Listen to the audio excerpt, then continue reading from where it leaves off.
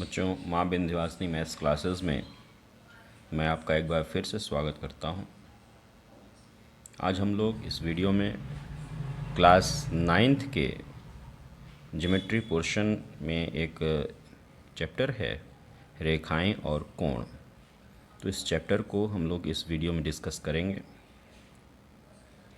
सबसे पहला जो मैं आपको बता दूं कि जो टॉपिक्स हम लोग आज डिस्कस करने वाले हैं वो हैं रेखाखंड क्या होता है, रेखा, किरण, कोण क्या होता है, उसकी भुजाएं और शीर्ष क्या होते हैं, कोण के कितने प्रकार हैं, आसन्न कोण क्या होता है, शीर्षाभिमुख कोण क्या होता है, और कोणों के रैखिक युग्म से आपका क्या मतलब है। तो एक एक करके हम लोग इसको देखेंगे। तो सबसे पहले हम लोग स्टार्ट करते हैं रेखाखंड से। रेखाखंड, तो रेखाखंड परिभाषित हम कैसे करते हैं कि जैसे अगर समतल में दो बिंदु हैं तो मान लीजिए ये बिंदु ए है और ये बिंदु बी है। समतल में स्थित ये दो बिंदु हैं, बिंदु ए और बिंदु बी। बिंदुपथ रेखाखंड कहलाएगा। यानी ये जो बिंदुपथ है ये शॉर्टेस्ट है, ये सभी जो बिंदुपथ हैं ये इससे लंबे हैं, तो इसलिए ये जो बिंदुपथ है ये कहलाएगा रेखाखंड, या हम बोलते हैं इसको लाइन सेगमेंट। Line segment. अब अगर कोई लाइन सेगमेंट है, जैसे मान लीजिए ये लाइन सेगमेंट है ए बी, और इस लाइन सेगमेंट को हम दोनों साइड में इनफाइनाइट डायरेक्शन तक एक्सटेंड कर दें, इनफाइनाइट तक हम इनफाइनाइट वे में इसको एक्सटेंड कर दें, तो ये जो चीज़ मिलेगी आपको, इसको हम बोलते हैं रेखा। तो रेखा और रेखाखंड में यही फ़र्क होता है कि रेखा का एक छोटा सा पार्ट जो होता है वो रेखाखंड कहलाता है, और उस रेखाखंड को जो हम इनफाइनाइट एक्सटेंड कर दें, इनफाइनाइटली एक्सटेंड कर दें, इनफाइनाइट तक बढ़ा दें, तो वो रेखा कहलाती है। किरण की बात करें, जैसे ये कोई बिंदु है, इसके एक साइड में रेखा को हमने एक साइड में एक्सटेंड किया इनफाइनाइट तक, तो ये जो चीज़ मिली इसको हम बोलते हैं किरण। तो किरण में एक एंड पॉइंट होता है, अंत बिंदु एक होता है, और जो रेखा होती है वो दूसरे साइड में, एक साइड में इनफाइनाइटली एक्सटेंड करती है और दूसरे साइड में वो एक्सटेंड नहीं करती, बस अंत बिंदु, उसका जो अंत बिंदु होता है वो मिलता है आपको। तो किरण में सिर्फ एक अंत बिंदु होता है, रेखा में कोई अंत बिंदु नहीं होता है, ये दोनों साइड में इनफाइनाइटली एक्सटेंड करेगी। और जो रेखाखंड होता है उसमें दो एंड पॉइंट होते हैं, तो दो एंड पॉइंट रेखाखंड में होते हैं, रेखा में कोई एंड पॉइंट नहीं होता। किरण में सिर्फ एक एंड पॉइंट होता है और वो उस एंड पॉइंट की एक तरफ इनफाइनाइटली एक्सटेंड करती है। अब हम बात करते हैं कोण की। तो दो किरण अगर आपके पास हैं और एक ही बिंदु से उनको आपने ड्रॉ किया हुआ है, ऐसे मान लीजिए एक किरण ये है, दूसरी किरण ये है, तो दो किरणों का एक दूसरे पे जो झुकाव होता है, ये जो झुकाव है यही कहलाता है कोण। तो ये जो किरण है और ये जो किरण है ये इस कोण की भुजाएं कहलाती हैं, आर्म्स कहलाती हैं, और ये जो बिंदु है ये कहलाता है शीर्ष, यानी इसको बोलते हैं वर्टेक्स। वर्टेक्स। तो ये दोनों आर्म्स हैं और ये शीर्ष है। इन दोनों आर्म्स में जो ये जो आर्म है इसको बोलते हैं इनिशियल। एक जो आर्म होती है वो इनिशियल साइड कहलाती है, इनिशियल भुजा कहलाती है, इनिशियल आर्म। और ये जो है टर्मिनल आर्म, टर्मिनल आर्म। तो इनिशियल आर्म अपनी जगह फिक्स रहता है और जो टर्मिनल आर्म है वो इनिशियल आर्म के दोनों साइड में घूमता है। जैसे अगर मान लिया ये किरण है, हमने इसको इनिशियल आर्म मान लिया, तो जो टर्मिनल आर्म होगा वो इसी के इधर घूमेगा या तो इसके इधर घूमेगा। अगर इस इनिशियल आर्म के वो एंटी क्लॉकवाइज डायरेक्शन में जा रहा है, वामावर्त दिशा में जा रहा है, वामावर्त, या इसको बोलेंगे एंटी क्लॉकवाइज। अगर एंटी क्लॉकवाइज डायरेक्शन में जा रहा है जो टर्मिनल आर्म है, तो ये जो कोण बनेगा ये पॉजिटिव कहलाएगा, पॉजिटिव एंगल।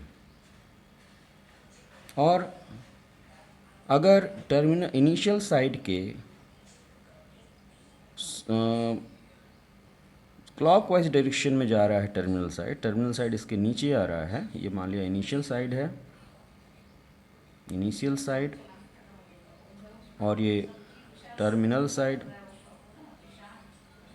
तो अगर इनिशियल साइड अपनी जगह फिक्स रहेगा, टर्मिनल साइड मान लो घूम के क्लॉकवाइज डायरेक्शन में घूम रहा है, ऐसे घूम रहा है, तो ये एंगल जो फॉर्म होगा इन दोनों के बीच, ये जो झुकाव बन रहा है, ये निगेटिव कहलाएगा।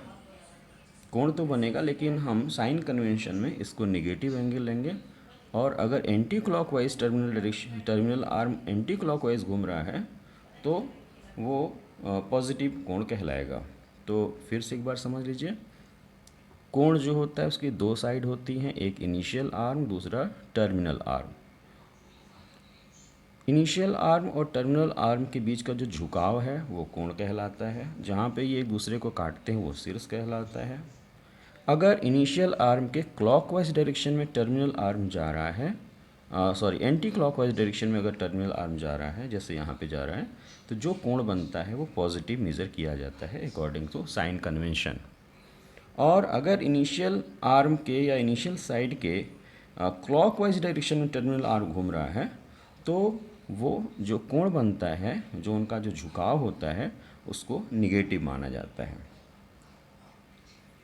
और जब भी हम कोण बनाते हैं, जैसे हमने ऐसे कोई कोण बनाया, तो हम एक ऐसे एरो दिखाते हैं। तो एरो का मतलब होता है कि ये जो टर्मिनल आर्म है वो यहाँ से यहाँ इतना मूव किया और ये एंटी क्लॉकवाइज डायरेक्शन में जा रहा है, यानी ये कोण पॉजिटिव होगा। अच्छा, इसके बाद हम बात करते हैं कोणों के प्रकार की। तो मान लीजिए कि हमारा इनिशियल आर्म जो है ऐसे है और टर्मिनल आर्म ये रहा, जो कि इनिशियल आर्म पे लंबवत है। ये इनिशियल आर्म है, इसको हिंदी में बोलेंगे प्रारंभिक भुजा बोल सकते हैं, और इसको अंतिम भुजा मान सकते हैं। तो ये इनिशियल आर्म पे ये जो आर्म है, जो टर्मिनल आर्म है, वो लंबवत है। तो ये कोण इन दोनों के बीच बना, ये जो कोण होता है ये समकोण कहलाता है, समकोण कहलाता है। और इसका जो वैल्यू होता है वो होता है 90 डिग्री। अब अगर कोई कोण 90 डिग्री से कम है, यानी इनिशियल आर्म ये हो गया और टर्मिनल आर्म ऐसे है, ये हमारा 90 डिग्री का एंगल है। टर्मिनल आर्म अगर यहाँ पहुँचता तब ये 90 डिग्री का एंगल फॉर्म करता, लेकिन फ़िलहाल टर्मिनल आर्म यहाँ पे है, तो ये कोण बन रहा है। तो इस कोण को हम बोलते हैं न्यून कोण। अगर कोण का मान 90 अंश से कम है, यानी समकोण से कम है, तो वो कोण न्यून कोण कहलाएगा। जैसे 43 डिग्री हो गया, 73 डिग्री हो गया, 88 डिग्री हो गया, ये सब न्यून कोण है। फिर हम बात करते हैं अधिक कोण की। तो अधिक कोण को जानने से पहले हम ऋजु कोण की बात कर लेते हैं। तो अगर मान लीजिए इनिशियल आर्म हमारा ऐसे है और जो टर्मिनल आर्म है वो इनिशियल आर्म के ठीक अपोजिट डायरेक्शन में है, तो और ये ऐसे घुमा, टर्मिनल आर्म मान लीजिए ऐसे घुमा, तो ये जो एंगल फॉर्म होगा ये कहलाता है 180 डिग्री, और इसको बोलते हैं ऋजु कोण, ऋजु कोण या स्ट्रेट एंगल। ये एक्यूट एंगल कहलाता है, एक्यूट एंगल। और ये राइट एंगल। अब मान लीजिए कि इनिशियल आर्म हमारा ये है और जो टर्मिनल आर्म है वो ऐसे है। अगर टर्मिनल आर्म हमारा ऐसे रहता तो अगर ऐसे रहता तो 90 डिग्री एंगल फॉर्म होती, ऐसे रहता तो 180 डिग्री फॉर्म होती। तो अब ये जो कोण बन रहा है, ये जो एंगल फॉर्मेशन हो रही है, ये एंगल 90 डिग्री से तो ज़्यादा है लेकिन 180 डिग्री यानी रिजिव कोण से कम है। इस कोण को हम बोलते हैं ऑब्ट्यूज एंगल या अधिक कोण। अधिक कोण। और मान लीजिए कि कोई कोण 180 डिग्री यानी जो स्ट्रेट एंगल है इससे भी ज़्यादा है, यानी इनिशियल साइड ये हो गया और जो टर्मिनल साइड है वो ऐसे है मान लीजिए, और ये एंगल फॉर्मेशन हो रही है 180 डिग्री से ज़्यादा है, तो इस एंगल को बोलते हैं रिफ्लेक्स एंगल। रिफ्लेक्स एंगल या प्रतिवर्ती कोण। प्रतिवर्ती कोण, रिफ्लेक्स एंगल। इसके बाद हम लोग आसन्न कोण की बात करेंगे। आसन्न कोण, एडजेसेंट एंगल। एडजेसेंट एंगल, आसन्न कोण।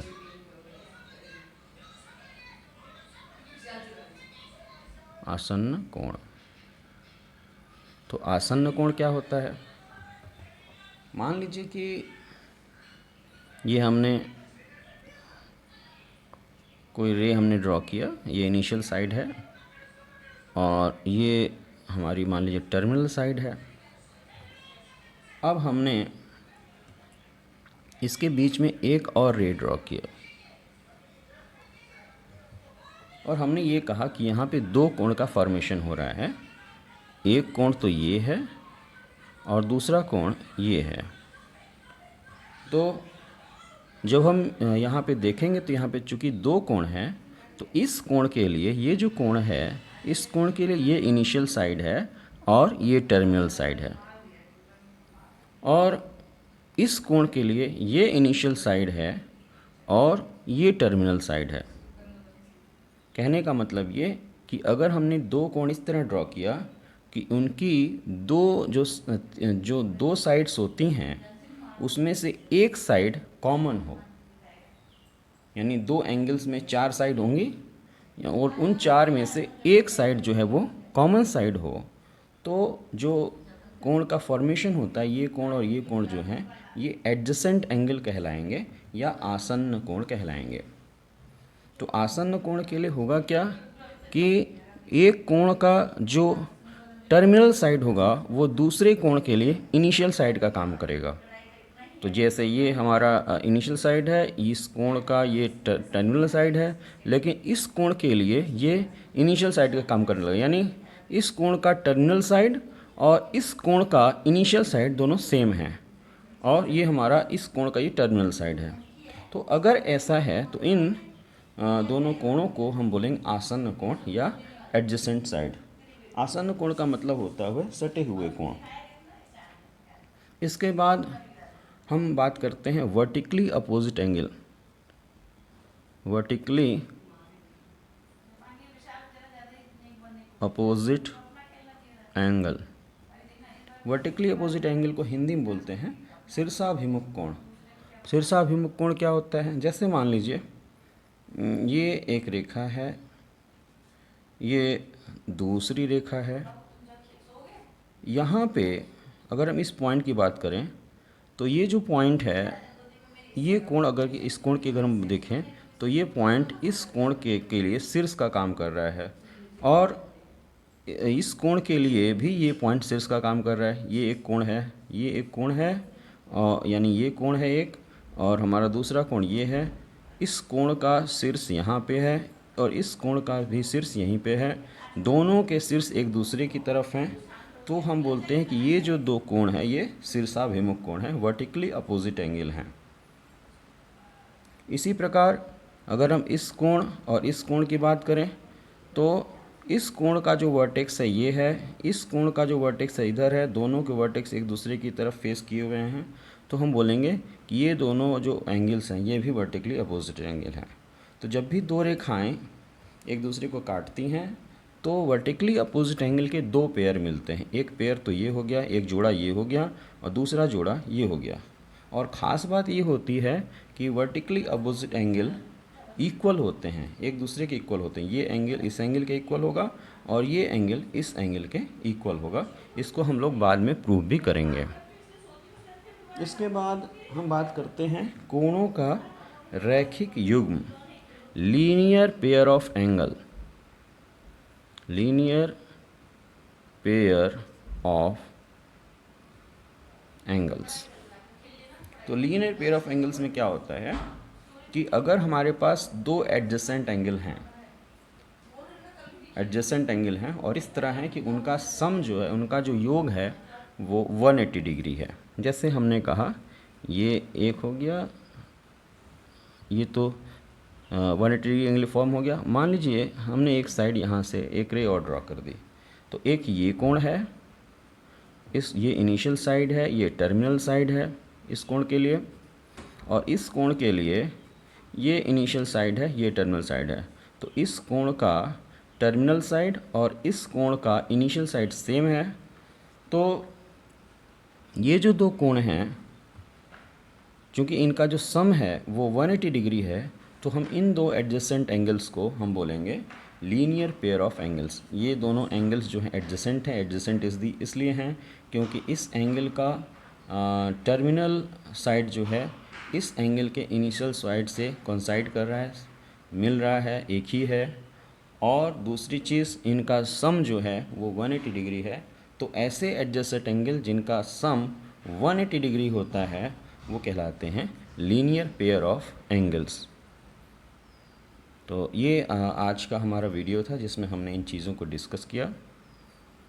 अगली वीडियो में हम लोग आगे कुछ रिज़ल्ट्स को, कुछ अभिधारणाओं और अभिगृहीतियों को लेके आगे बढ़ेंगे और कुछ रिज़ल्ट्स को हम लोग प्रूफ करेंगे।